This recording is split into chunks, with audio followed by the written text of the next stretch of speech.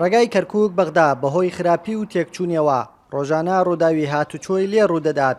لە ئێستاشدا شۆفێران خۆشحاڵن بە نوێژەنکردنەوەی ڕێگاکە. ئەم ڕێگاوبانە ڕێگاوبانێکی زۆر خراپ بوو، حادسە زۆرە بوو، ڕێگاگەی زۆر خراپە. داواکارین بە زووترین کات چاکیکان لە کەرکووک تا بەغدا. شۆفێری بار هەڵگرم سەوزە دەگوازمەوە لە ساڵی 2023 تا ئێستا ئەمە کاری منە. نۆژەنکردنەوە و چاکردنی ڕێگام نەبینیوە. ئێستا کە کاری تێدا دەکرێت بۆ نۆژەنکردنەوە بە هیوام مەوادی باش بەکاربێنن تاوەکو جارێکی تر ڕێگاکە چاڵۆچۆڵی تێ نەکەوێت و دابەزێتەوە.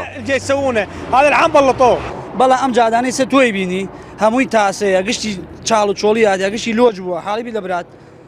ئەم ئیسا بینیم خەری نۆژانکردنەوەین کاتێ نۆژنەکەنەوە با خیرەوە کاربیێنن موادێ باشی دیێگەن دووبارە هەم ئەم چاڵ و چۆڵانەوە ئیسەی بینین هەم دووبارە تێ نەکرد لەبەرەوە سیارەی لۆری زۆر ئاوابانیوە بەسرە بووە زاخۆ.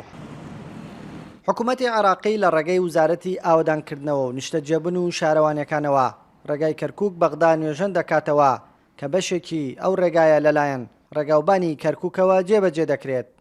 فەیستە حیساب بۆ هین کراوە، یعنی ئەو قیرتاوەی کۆنەکە با بڵێن حیسابی چی بۆ نەکراوە، حیساب تێکەڵی بۆ کراوە قەش دەکرێت و 3 تەبەقە خیر دێتە سەری. تەرەی تازەوە بەرەو داخۆخ جادەکە پانەکرێتەوە، ئێستا حالیان 8 مەترە ئەبێتە 12 مەتر،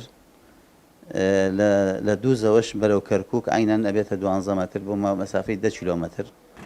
سەرەکیترین ڕێگای بازرگانی وشکانی لەسەر ئاستی عێراق ڕێگای کەرکووک بەغدایە. ئەم ڕێگایە دوای دەیان ساڵ لە ئێستادا نوێژەن دەکرێتەوە. کاروان حەبیب، کورد سات نیوز، ڕێگای گشتی کەرکووک بەغدا.